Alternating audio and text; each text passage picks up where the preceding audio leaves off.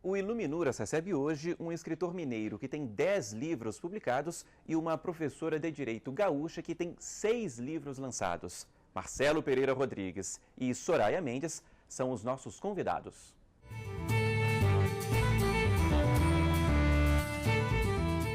Mineiro de Barbacena, Marcelo é escritor em tempo integral. Dos 10 livros publicados, o último acaba de ser lançado em Portugal. Marcelo, você mora hoje em Conselheiro Lafayette e obrigado por vir até Brasília conversar conosco aqui no Iluminuras. E eu queria começar falando da sua infância. Eu sei que foi a época em que despertou em você esse gosto pela literatura, não foi isso? Isso, primeiramente, obrigado pela oportunidade. Eu moro hoje em Conselheiro Lafayette.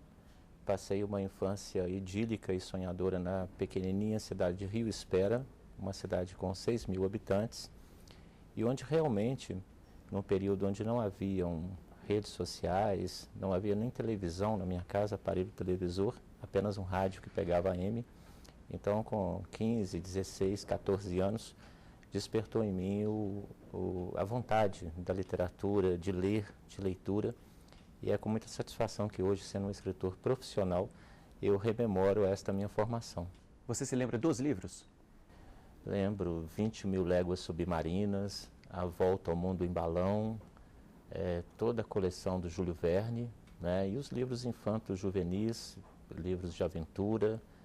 E jovem ainda comecei a me interessar por filosofia, Platão, Sócrates.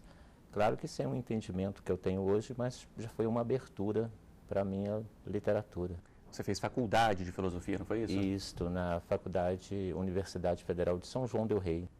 E de que forma a filosofia influenciou na sua escrita?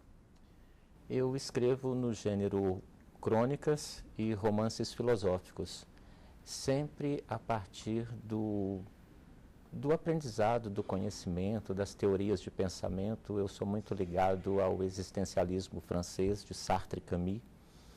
E todo o aprendizado, eu acredito que surge naturalmente na minha forma de escrever. Você tem 10 livros publicados. Isso. Marcelo vive de literatura, é bom a gente ressaltar isso aqui, mas antes de falar das suas publicações, que livros e que autores você admira? Olha, eu gosto da literatura clássica francesa, Balzac, Flaubert, Émile Zola, na área de filosofia e literatura, de toda a obra do Albert Camus, Jean-Paul Sartre, sendo que A Náusea foi o livro que eu defino como o livro que mudou a minha forma de ver o mundo e me influencia muito na parte da escrita, de ver o homem como uma contingência, o homem como uma possibilidade a ser construída a cada dia, o homem como detentor da sua liberdade, do homem que se faz. E, de certo modo, ao longo destes 10 livros, eu tenho percebido que este é o cerne daquilo que eu tento e quero expressar. E como é que é o seu processo de escrita? Você tem alguma particularidade? É especial de alguma forma? Você só escreve de noite, por exemplo, ou tomando ou comendo alguma coisa? Eu escrevo com caneta Bic e papel, só depois passo para o computador. Eu gosto muito deste processo manual rudimentar de escrever. E gosto de escrever comendo chocolates, né? Acho que é só isso, nada demais. Algum horário especial? Muito incerto, de madrugada, à tarde, depois do café, porque assim, geralmente como eu sou cronista, a crônica vem num rompante, ela não necessita deste isolamento. O romance eu já tenho que me isolar de tudo e de todos, até de mim mesmo, às vezes, para dar vazão aos personagens. Então, eu tenho horários extremamente caóticos com relação à produção. Posso almoçar às 4, dar um cochilo, escrever à noite, acordar pela madrugada e escrever, ou seja, dar vazão àquilo que eu quero expressar naquele momento, naquele período. Dos seus 10 livros, Marcelo, o mais recente é este aqui, Cordas sobre o Abismo. O que você tratou aqui? Eu tratei de um personagem fictício, Denizar Dias, um professor diletante de filosofia que mora em São Paulo. E ele é um professor acadêmico de filosofia, participa como comentarista de um jornal cultural, qualquer semelhança é mera coincidência. Tem uma certa autobiografia? Não, e eu fiz este personagem literalmente cair com a cara no chão, após uma noite de bebedeira. Ele viu a sua vida, que era tida como certa até aquele período, ser desmanchada através de uma bebedeira, de um vexame, a partir de um vídeo que fizeram dele, que rolou no YouTube. Então ele tem que fazer a reconstrução dele toda novamente, e é um livro que discute muito as questões relacionadas à fama, a sucesso, a caminhada, a questões pessoais, e eu entendo que Denizar é um pouco de cada um de nós, é um pouco deste homem que se constrói a cada dia. Você me contava aqui, antes da entrevista, que é bem parecido com um filme lançado há pouco tempo, não é isso? Isso, do filme Birdman. Eu fiquei um pouco surpreso no cinema quando eu vi uma cena em que o personagem principal sai de cuecas para fora do teatro para entrar no teatro novamente, e ele cai numa dessas armadilhas de redes sociais e o vídeo dele bomba, estoura, sendo que ele era um ator decadente no filme em questão. E ao assistir este filme, eu tomei um susto, um choque, porque eu pensei, eu já vi isto. E aí eu reli, era um argumento que eu havia escrito anteriormente para o Corda sobre o Abismo. Claro que não entendi como plágio, entendi apenas como uma coincidência muito feliz de assuntos e temáticas, ao mesmo tempo tratando de um assunto sério, mas com bastante humor. E o que te levou a escrever essa história? O que te inspirou? Como que essa história surgiu? Surgiu a partir do momento, um período que eu estava discutindo e problematizando muito sobre o sucesso, a fama, e eu queria morar numa cidade grande. Fui fazer laboratório em São Paulo, fiquei lá 2 meses, tive a vida do Denizar praticamente para compor este personagem e comecei a ter um processo caótico de escrita, no agito, no burburinho da cidade grande, algo que eu nunca havia feito, e senti que o romance filosófico saiu assim bem interessante, com bastante ironia, bastante humor e com bastante aperto, que são os apertos inerentes a um escritor mineiro de cidade pequena na cidade grande, que é São Paulo. Bom, para a gente conhecer um pouco mais sobre o livro Corda sobre o Abismo, vou pedir para você ler um trechinho para a gente, por favor. Tudo bem.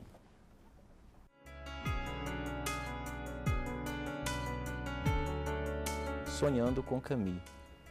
Denizar acordou sobressaltado, pois vira um vulto no primeiro cômodo. Na penumbra, viu um senhor de sobretudo, cabelo com gomalina e um cigarro no canto da boca. A gola do sobretudo estava um pouco levantada. Não podia acreditar no que estava vendo, mas aquilo só podia ser sonho. Do mesmo modo que sonhara com Lima Barreto, agora sonhava com Albert Camus, filósofo argelino. Camus o cumprimentou em bom português. Boa noite. Boa nuit, Denizar arriscou. Depois questionou o interlocutor. Você fala em português? No seu sonho, sim. Vim espairecer um pouco. Você é mesmo Camus? Sim, o próprio, autor do romance inacabado O Primeiro Homem. Interessante que o livro fez bastante sucesso e há essa publicação aqui, recém-lançada, Corda sobre o Abismo, que levou um subtítulo, O Elogio da Desesperança. Essa é uma edição portuguesa, não é isso? Sim. Foi lançado em Portugal há aproximadamente 40 dias, com uma distribuição também nos países de língua portuguesa da África. E em Portugal está fazendo relativo sucesso, com uma sessão de lançamento agendada para setembro, onde eu estarei presente visitando o país. Um orgulho, né? Sim, com certeza. E o que você espera dos seus leitores portugueses? Você me explicava, eu pergunto isso porque você me contava antes da entrevista aqui que gosta bastante do feedback dos seus leitores. O que você está esperando dos portugueses? Eu espero que o livro caia no coração e na mente das pessoas como caiu na mente e no coração dos meus leitores brasileiros. Que seja um livro de reflexão filosófica. A Europa, de modo geral, tem este intimismo muito forte com relação à reflexão, e espero que eles se divirtam também com a história do Denizar Dias. Bom, além disso, você prepara um livro, uma coletânea de crônicas. Não é isso, Marcelo? Sim. Perfume de Mulher, que é um estilo que eu estou arriscando com crônicas mais sensuais e também com crônicas mais filosóficas, onde sobressai um pensamento mais autoral de minha parte. E esse livro de crônicas já tem data para ser lançado? Será editado, me parece, em setembro, mas nos próximos meses, digamos assim. Para terminar, Marcelo, eu queria que você comentasse aqui, a gente conversa com vários escritores, mas nem todos vivem de literatura. Você é um escritor em tempo integral. Qual que é o seu comentário? O meu comentário que é uma jornada, além do fato de ser escritor, como editor-chefe do jornal cultural Conhece-te a Ti Mesmo, que me permite esta dádiva, num país como o Brasil, viver há 15 anos a minha carreira literária de literatura, com eventuais palestras, com direitos autorais, e o sucesso eu quero amealhar com todo o meu público, que de norte a sul do Brasil me permite este sonho, que é viver de literatura. Ok, Marcelo, é isso. Muito obrigado pela sua participação aqui conosco no Iluminuras. Eu é que agradeço, sou um fã incondicional do seu trabalho e do programa Iluminuras, e para mim é uma honra somar a este projeto e me sinto muito feliz pela oportunidade. Muito obrigado. Obrigado. Bom, este foi só o primeiro trecho do Iluminuras. Depois do intervalo a conversa continua, dessa vez com a professora de Direito Penal, Soraya Mendes. Não saia daí, é um minutinho só.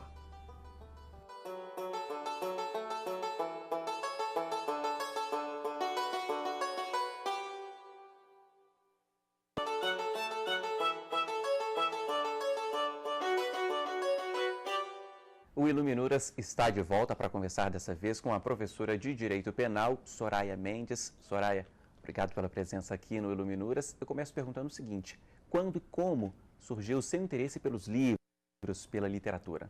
Eu acredito que, como deveria ser, né, infelizmente no nosso país ainda nós não temos essa oportunidade, mas desde a mais tenra idade, né, desde o momento em que tive o contato com as letras e fui alfabetizada, e de uma certa forma também sempre dentro de um determinado estímulo da própria família, enfim, em relação à leitura. Então isso é algo que vem é muito próximo a mim, esse gosto pela literatura de uma forma geral, mas por questões muito específicas também. Que questões?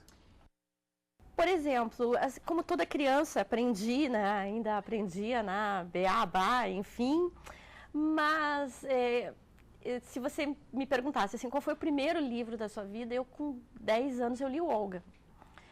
Né, cedo, né? Mas isso tem a ver com uma formação cultural e política também, muito particular, né, particular em função da minha família. Eu sou de uma família vinculada a convicções políticas, de perseguidos políticos, enfim. Eu me alfabetizei lendo panfletos, literalmente panfletos, né, de candidatos vinculados a vertentes trabalhistas, depois brizolistas, enfim, né, no Rio Grande do Sul. E aquele livro me despertou, né, um interesse. E era um livro muito grande, então assim, isso é um desafio, eu vou ler esse livro. E me encantei, né, e acho que a história daquela mulher é uma história que até hoje, né, ela me incentiva e tem repercussões em tudo aquilo que eu faço, né, do lutar pelo que é justo, pelo que é bom, pelo melhor do mundo, né, que é a frase que foi cunhada, assim, eu acho fantástica. Uma história bonita e bem contada, né, Soraya? Que outros livros e autores você gosta? Bem, eu sou gaúcha, né, e como uma boa gaúcha, fiz leituras de diversos autores gaúchos. Então, o Érico Veríssimo é um primeiro passo, né, um primeiro momento, lá a trilogia do Tempo e o Vento, que, como você diz, é uma história bonita e muito bem contada, que começa com uma história de mulheres muito fortes, com a história da Ana Terra, e durante muito tempo eu tive uma fixação por esse nome, Ana Terra. Veja a fortaleza, né, que tem isso e o significado que tem. E a própria história, né, do povo gaúcho, a história do Rio Grande do Sul. Mas não só ele, o Moacir Scliar fez e faz parte ainda, inclusive no meu trabalho cotidiano. Tem um livro do Moacir Scliar que ele retrata muito o universo de um bairro muito específico também, né, no Rio Grande do Sul, né, um bairro onde moravam muitos judeus, ele era, né, também judeu, mas ele tem um livro, né, que não desses mais antigos, que chama Enigmas da Culpa.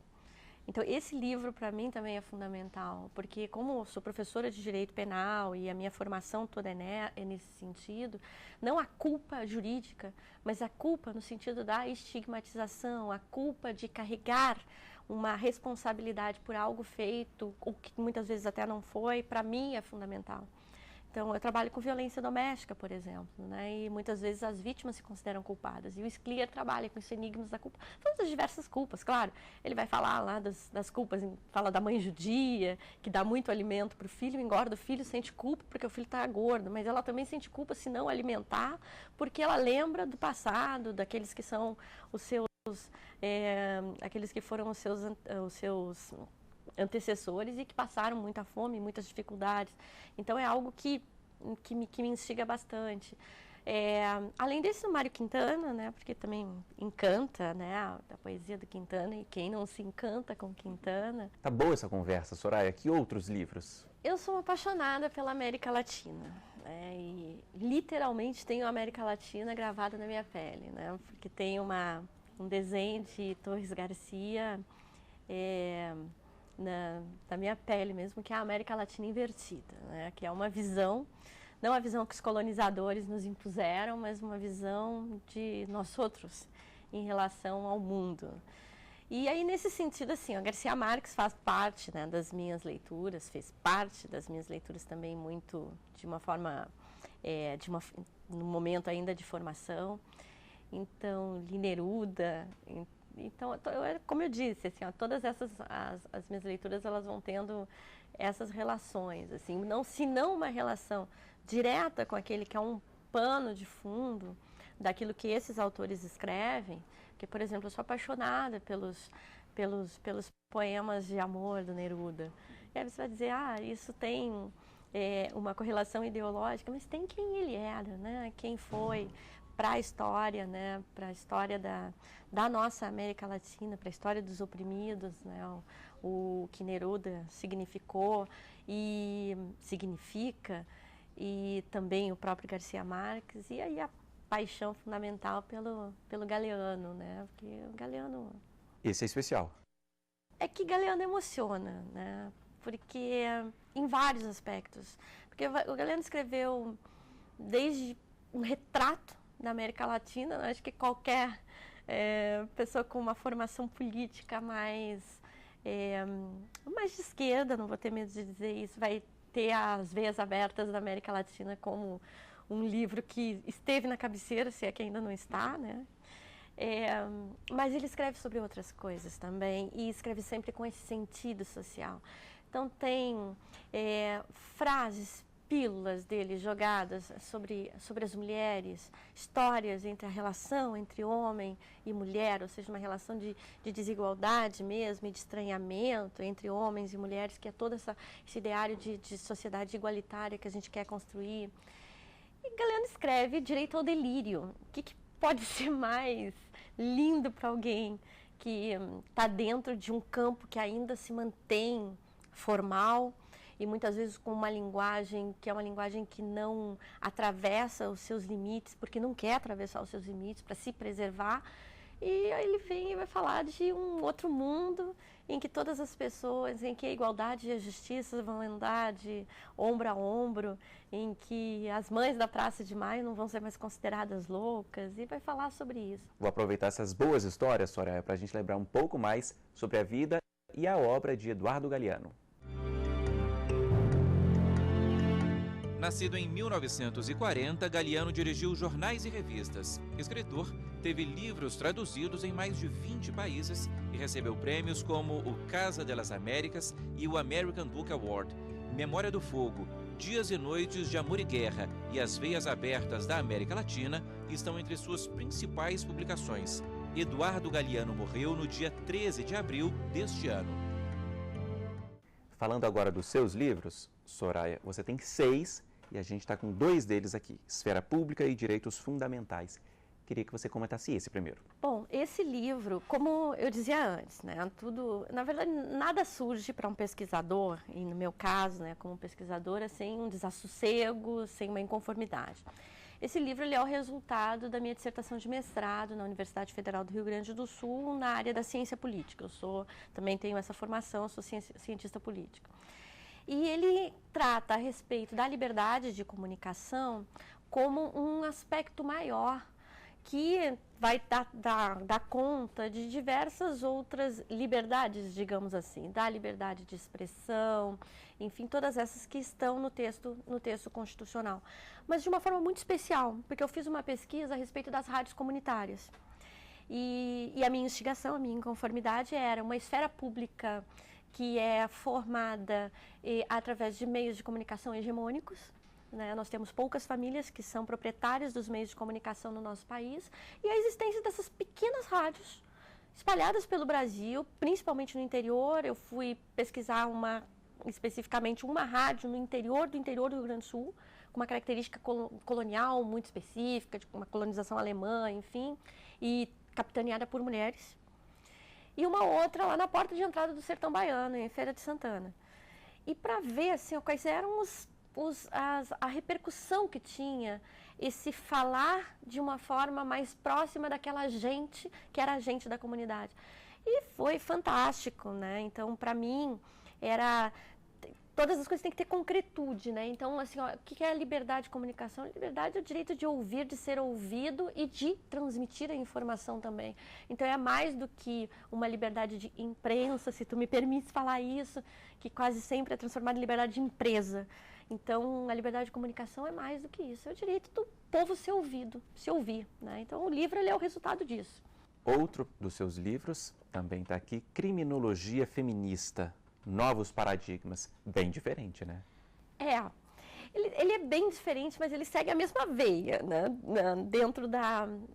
Porque assim como lá eu fui buscar na realidade social, nas rádios comunitárias, esse livro, ele surgiu, ele é o resultado da minha tese de doutorado, das demandas das mulheres.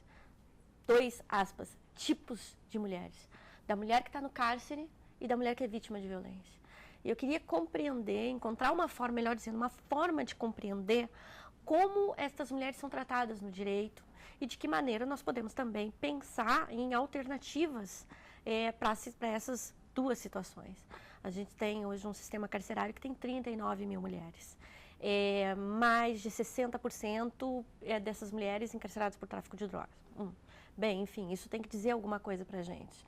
Né? E aí eu brinco sempre, não tem nenhuma Fernandinha Beiramar presa. Então tem alguma coisa aí que não tá conexa com a realidade, que é a realidade dessas mulheres. Nesse sentido, então, o paradigma de gênero ser fundamental para que eu possa compreender essa situação. De um outro lado, a mulher também vítima de violência. Né? Como eu dizia antes lá do Scliar, enfim, a culpa, enfim, é compreender como é que o sistema de justiça criminal, ou melhor dizendo, o sistema de justiça como um todo, entende esta mulher e a acolhe.